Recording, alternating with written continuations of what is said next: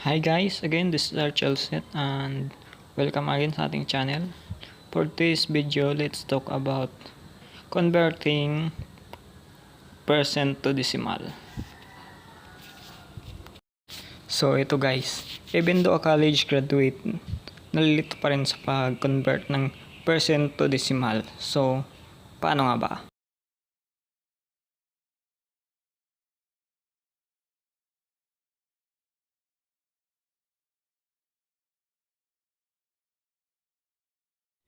Ito guys, maglagay tayo dito ng wait.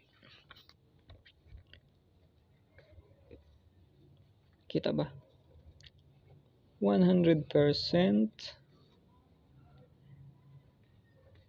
60%, 20%, tapos 8%, 7%,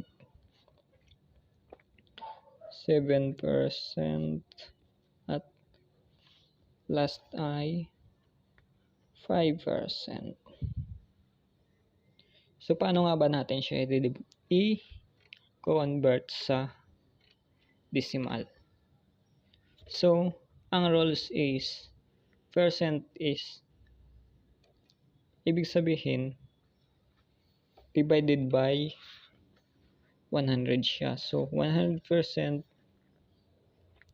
ang katumbas niyan sa fraction ay 100 over 100. So, meron tayong 1. So, 80 divided by 100 equals ilan? 0.8. Kasi, dinivide lang natin siya sa 100. So, ganun din sa 60 divided by 100 equals 0.6.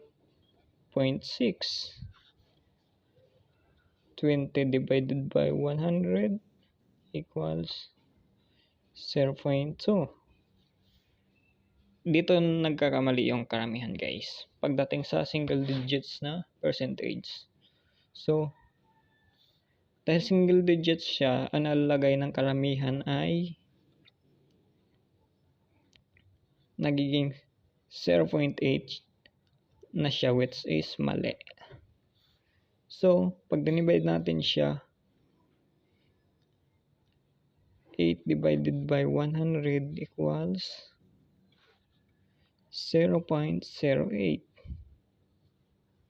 So, ganun din. Mali. 7 divided by 100 equals 0.07. At 5 divided by 100 equals 0.05. Yun. So, ito guys.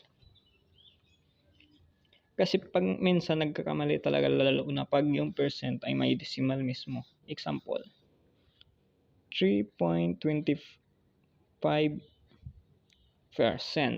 So, karamihan yan na ginagawa lang nilang 0.325, which is mali. So, ito guys, para hindi kayo malito, simpleng rules sa pag-convert ng percent to decimal is napakasimple. 0.25, yan yung given natin, percent. So, to convert siya sa decimal, magbilang lang tayo ng 1, 2,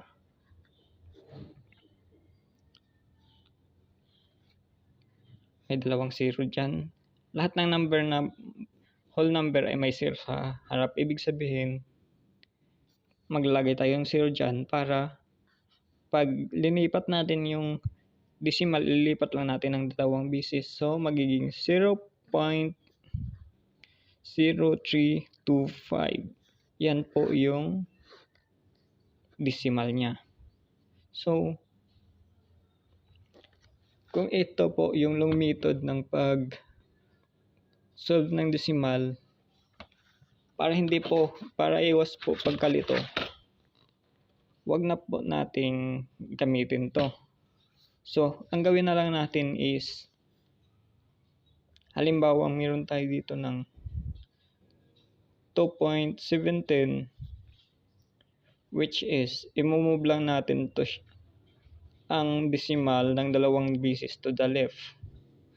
Tapos, maglalagay lang tayo ng 2 zero. Ibig sabihin, ang kalabasan niya is 0.02517. O kung dalawa namang 2 digits naman yung whole number ng percentage natin, example is 37%.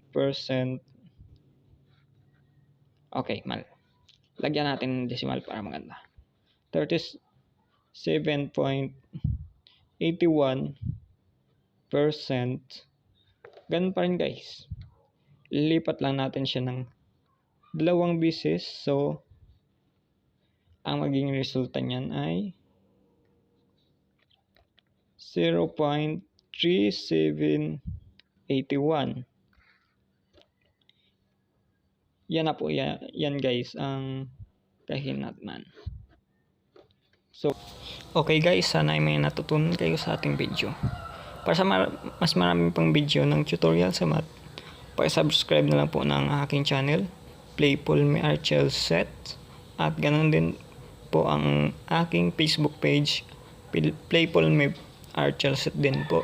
At kung may katanungan kayo, paki-PM na lang po sa aking Facebook account, which is Archel Largo Set.